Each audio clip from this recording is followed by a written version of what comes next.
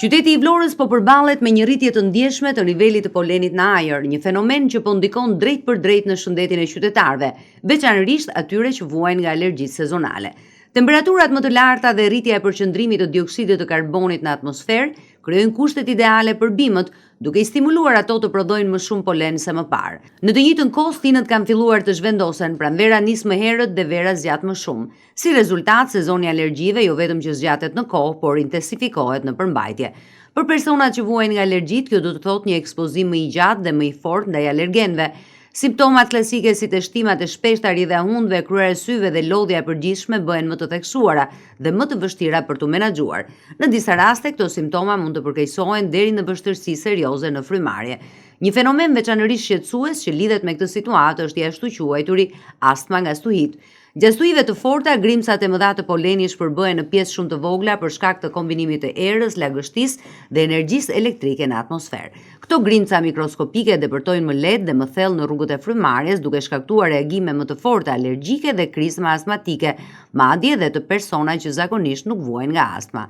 Në Vlorë situata përkeqësohet edhe nga faktorë të tjerë. Prania e madhe e pemëve, veçanërisht e rrapit, i cili është i njohur për prodhimin e polenit alergjik, rrit ndjeshëm përqendrimin e alergenëve në ajër. Për më tepër, niveli i lartë i pluhurit në rrugë, si pasojë e mungesës së larjes dhe mirëmbajtjes së tyre, kontribuon në përhapjen dhe përqendrimin e grimcave të dëmshme në atmosferë. Kombinimi i polenit me pluhurin krijon një mjedis edhe më të vështirë për frymarrjen, duke ndikuar jo vetëm tek personat alergjik, por edhe tek fëmijët, të moshuarit dhe individët me probleme të tjera respiratore. Përballë kësaj situate bëhet gjithnjë më i rëndësishëm ndërgjegjësimi dhe marrja e masave parandaluese. Edhe mjekët pranojnë problemet që vijnë nga polenet. Rapi është një lloj peme e cila e ka rritur sensibilitetin, me thënë, dhe do duket edhe në vitet në vazhdim, sepse këto vite ka filluar që ka shfaqur, me thënë, simptomatologji plot, moshat e reja vinë me klinik të konjunktivitit, pra të syrit alergjik, të shtimave, të rufës alergjike. Rapi mund të jetë edhe në një vend dikular, domethënë dhe me anë të erës polenet vinë, për shembull polenet e pishës, për shembull qyteti ka dhe pisha normalisht, por janë bimë, më thonë, që ato nuk i ndalon dot. Alergjeniciteti i tyre është i lartë, kështu që në shfaqjen e simptomatologjisë, detyra jonë është të trajtojmë në kohën e dur dhe si duhet pacienti. Edhe një lloj bime që është specifike, që është alergji, më thonë, sezonale e gjatë, që është parietarja, që rritet në murishe dhe ka kudo shumë e përhapur. Njëkohësisht janë dhe graminacet. Grami, më thonë, ose bimët barishtore, të cilat, më thonë, kanë një periudhë që nga pranvera dhe vazhdojnë, më thonë, dhe tash në periudhën e verës. Është bari i livadit, i cili është dhe në periudhën e korikut. Në periudhën, me thënë, e pikut, ata mirësh mos ekspozohen, por dhe nëse ata ka nevojë, sepse njëri nuk mund të izolohet, mirësh, me thënë, që të vendosin maska.